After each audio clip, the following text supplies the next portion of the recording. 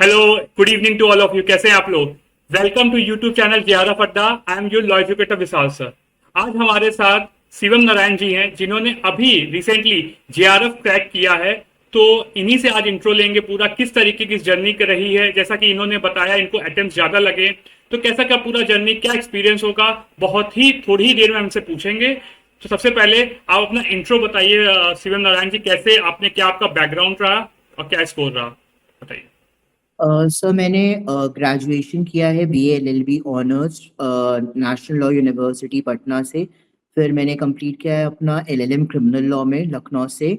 और इस साल मेरा थर्ड अटेम्प्ट था नेट जेआरएफ में। और मैंने जेआरएफ क्लियर किया है। मेरा परसेंटाइल था 99.75 परसेंटाइल। और मेरा स्कोर था 100 करेक्ट क्वेश्चन थे, 200 आउट ऑफ 300। तो थर्ड अटेम्प्ट रहा, फर्स्ट अटेम्प्ट में क्या कमियां आपको जैसे लगी? क्योंकि अभी भी जो अटेम्प्ट मैं देखता हूँ, फर्स्ट अटेम्प्ट में बहुत ही कम स्टूडेंट्स का क्रैक हो पाता है। तो आपको क्या कमियां अपने फर्स्ट एंड सेकेंड अटेम्प्ट में लगी, और जिनको आपने थर्ड अटेम्प्ट में खत्म किया ताकि आपका हो सका? क्योंकि वो कमियां, बच्चे इस समय बहुत सारे ऐसे हैं जिनका फर्स्ट अटेम्प्ट सेकेंड अटेम्प्ट में नंबर आ रहे हैं, लेकिन but they are not up to the mark. 2 नंबर से रुक रहा है, 3 नंबर, 4 नंबर से रुक रहा है। तो उनके लिए आपने ऐसी क्या कमियों पे काम किया कि वो अब आपका, आपने डायरेक्ट नेट का टारगेट का डायरेक्ट जेआरएफ निकल गया? तो कैसे आपने किया? सर बेसिकली सबसे इम्पोर्टेंट ये है कि एज लॉयर्स हम लोग के लॉ तो अच्छा होता ही, हम लोग 5 साल पढ़े होते हैं। बट पेपर वन हम लोग के लिए बिल्कुल ही नया होता है।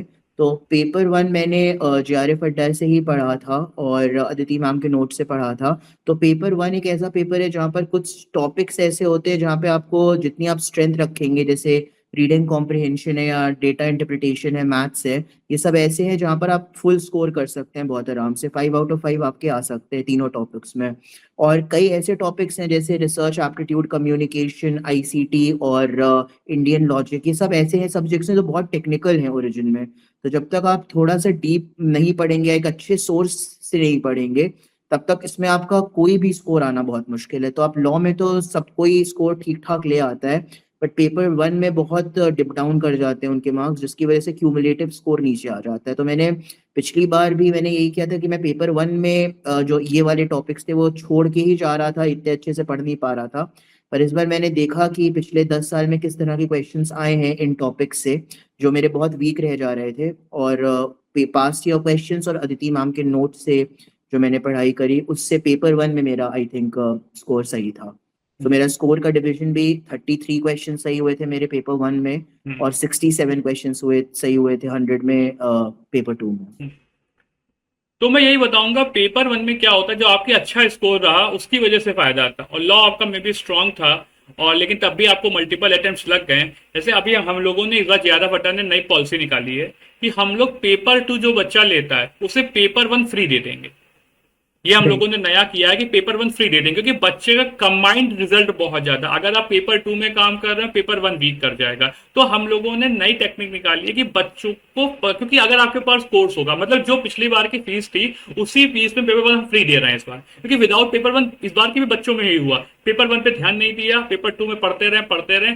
अल्टीमेटली सर पेपर वन को क्या कम से काम चल जाएगा? तो इट्स आंसर इज नो। और इस बार के एग्जामिनेशन ने तो प्रूव कर दिया है, क्योंकि पेपर लॉ अनप्रिडिक्टिव आया था। ऐसे ऐसे क्वेश्चंस आए थे कि बच्चों ने, तभी आप देखेंगे 3 से 4 साल की कट ऑफ में नीचे आई है।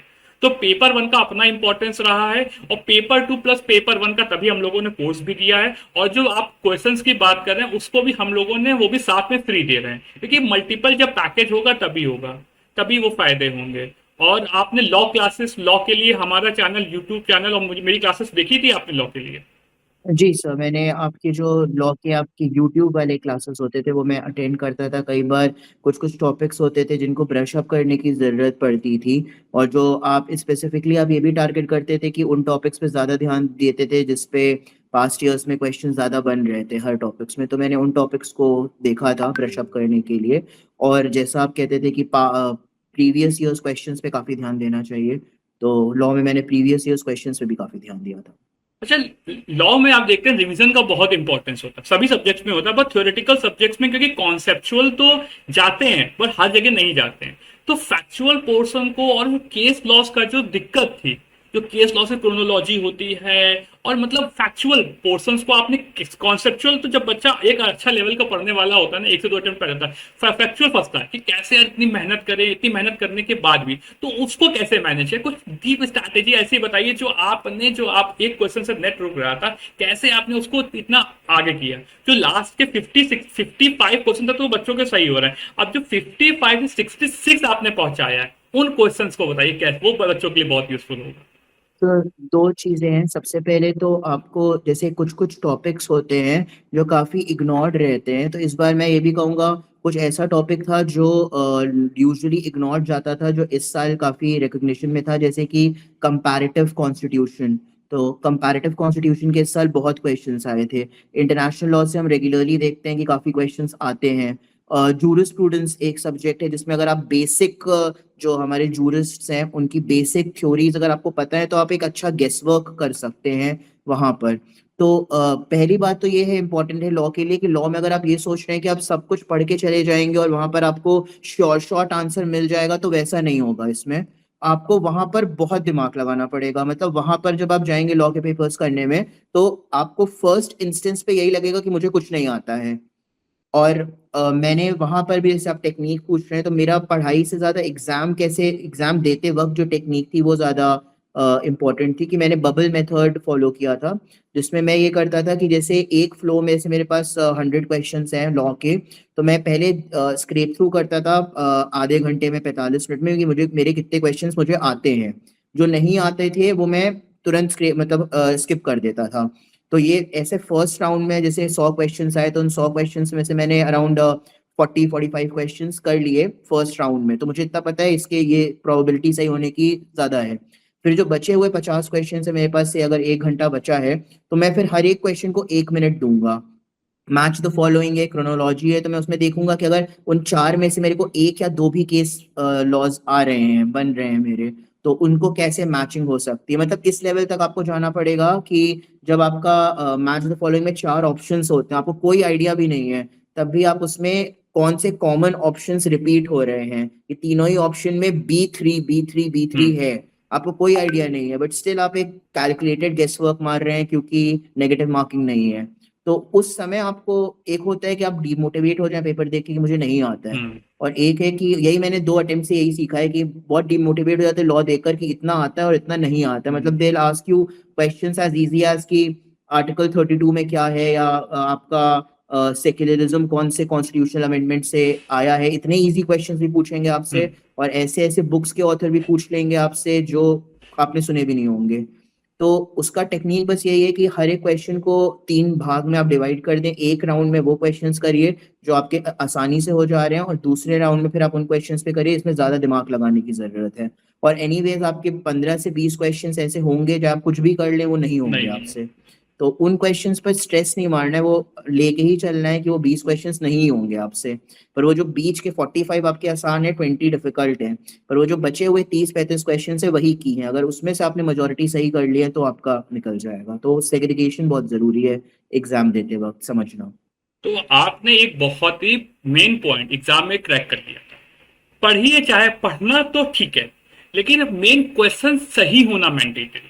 तो वो जो टेक्निक राइट। है, यूजीसी नेट वही मांग, यूजीसी नेट एक्चुअली, क्योंकि जुडिशरी के एग्जाम्स में जाएंगे वहां पर थोड़ा सा अलग लेवल है, क्वेश्चंस रिपीट होते हैं, चीजें आती हैं, वहां इतने नए क्वेश्चंस आपको नहीं मिलते। कोई भी जुडिशरी XYZ कहीं भी, दिल्ली जुडिशरी के बाद छोड़ दीजिए, आप यूपी जाइए, बिहार जाइए, क्वेश्चंस रिपीट होते हैं। यहाँ पर एक्चुअल रिपीट होने के अगर हम चांसेस करें 10 to 20%, नए क्वेश्चंस बनाते हैं। तो मैं वही कहता हूं, पढ़िए ठीक है, उसके साथ क्वेश्चंस लगाइए, मॉक लगाइए। आपने भी मॉक लगाया होगा या प्रैक्टिस करिए, ये तो आपको ये तरीका निकल के आया होगा कि किस तरीके से आपने इसको टैकल किया। क्योंकि असलियत में ये है, आप कभी कभी ऐसा भी आपने देखा होगा कि अगर एग्जाम दे के आए हो, आप पढ़ के 6 महीने आए हो और पेपर देने 100 क्वेश्चन लॉ के पहुंचे, 100 में 40 भी अच्छे से नहीं आ रहे हैं, हम्म। नहीं आते हैं। अब आप उन 20-25 क्वेश्चन में जहां आपको थोड़ा सा आइडिया है, उन क्वेश्चन को कैसे सही में कन्वर्ट करा। राइट। तो हाँ मैं, कैसे ऑप्शंस एलिमिनेट आप कर पा रहे हाँ हैं बेसिकली मेन वहां मेन मेन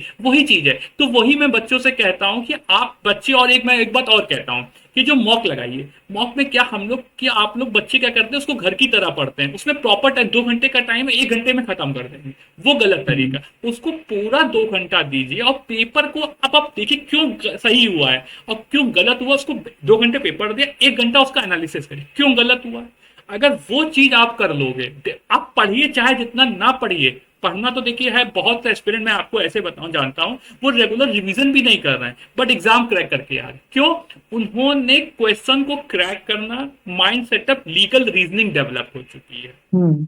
वो आपका यूजी, क्योंकि यूजीसी नेट क्या मांग रहा है, एज एन आप असिस्टेंट प्रोफेसर बनने जा रहे हो, तो असिस्टेंट प्रोफेसर के पास आपके पास कभी भी कोई भी क्वेश्चन आ सकता है, तो हाउ यू विल मैनेज? आपको हर समय हर चीज याद नहीं होगी। अब मैं भी असिस्टेंट हम्म। प्रोफेसर हूँ, पढ़ाता हूँ कॉलेज में, कभी कभी 100 बच्चों की क्लास होती है, तो वहां बच्चा कब कहाँ से कुछ भी पूछ ले, you have to be ready. हम लोग रहते हैं रेडी, ठीक। ठीक है, आंसर नहीं पता है थोड़ा सा ग्रिल करेंगे चीजें, लेकिन आंसर ऐसा नहीं कि फ्लैट दे देंगे, चीजें हैं देते हैं आंसर। तो वो चीजें हैं, अगर आपने ये चीज पकड़ ली तो पक्का निकलेगा एग्जाम। और बिल्कुल एग्जैक्ट, बच्चे सोचते एग्जैक्ट ढूंढते हैं, लिटरली बताऊं सर ये है ऐसा मिलना चाहिए, नहीं, आपको घुमा फिरा के, और जो मैं पॉइंट्स पढ़ाते हैं उसमें पॉइंट्स को समझिए, अच्छे से लगाइए, वो उससे क्रैक क्रैक होगा एग्जाम। सही बोल रहा हूँ? Right sir. बिल्कुल सर। आपका क्या आगे की स्ट्रेटेजी है, आपने आगे क्या सोचा है अपने फ्यूचर के बारे में, जैसे आपने सो मुझे अभी तो आप। I want to get enrolled in PhD में एनरोलमेंट लेकर, एंड देन ऑब्वियसली जो आपके गवर्नमेंट रिक्रूटमेंट्स होते हैं असिस्टेंट प्रोफेसर के, so I try to go for it, क्योंकि वही फाइनल प्लान था। और अब जेआरएफ निकल गया तो आई थिंक उसका रास्ता थोड़ा और आसान होपफुली हो जाएगा। और आप क्या लास्ट में एस्पिरेंट्स को बताना चाहेंगे कि क्या एस्पिरेंट्स हमारे करें, कि आप बहुत ही कम वर्ड्स में आप क्या बता, क्या उनको कुछ ऐसी स्ट्रैटेजी बता दीजिए कि आपकी वीडियो से उनको कुछ बहुत फायदा हो जाए और उनका बहुत इजी तरीके से क्रैक हो जाए। सर तीन स्ट्रैटेजीज हैं। एक तो अपना पेपर वन और पेपर टू के बीच में बैलेंस रखिए, वो बहुत ज़रूरी है। अगर आप किसी जुडिशियल सर्विसेज या किसी का एग्जाम तैयारी कर रहे हैं तो आप पेपर टू पे ज़्यादा फोकस कर रहे हैं, पर पेपर वन पे बहुत फोकस करिए। एंड इनफैक्ट जेआरएफ अड्डा का दोनों ही पेपर वन और पेपर टू का, जैसे आपने बोला कि आप कंबाइंड कोर्स दे रहे हैं, वो बहुत ही अच्छा इनिशिएटिव है।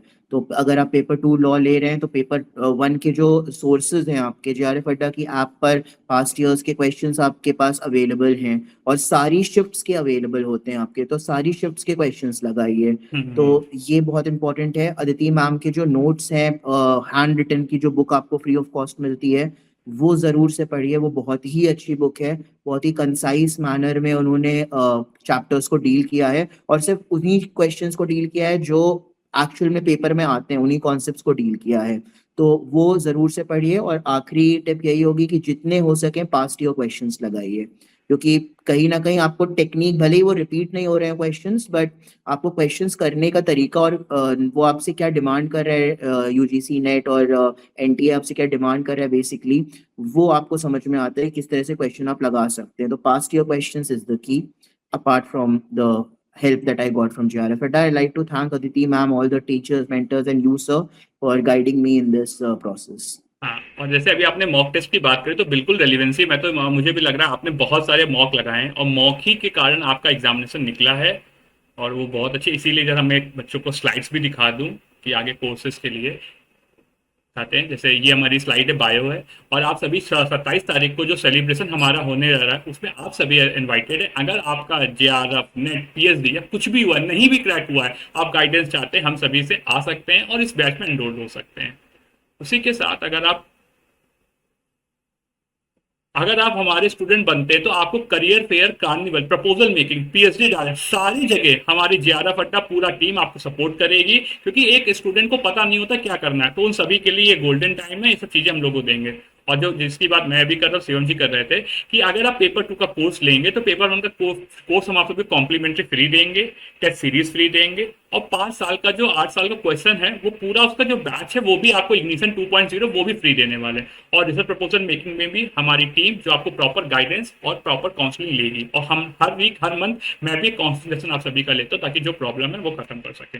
और दिसंबर 20 का कोड आप यूज कर सके, DEC20, आपको फ्लैट 20% का डिस्काउंट मिलेगा।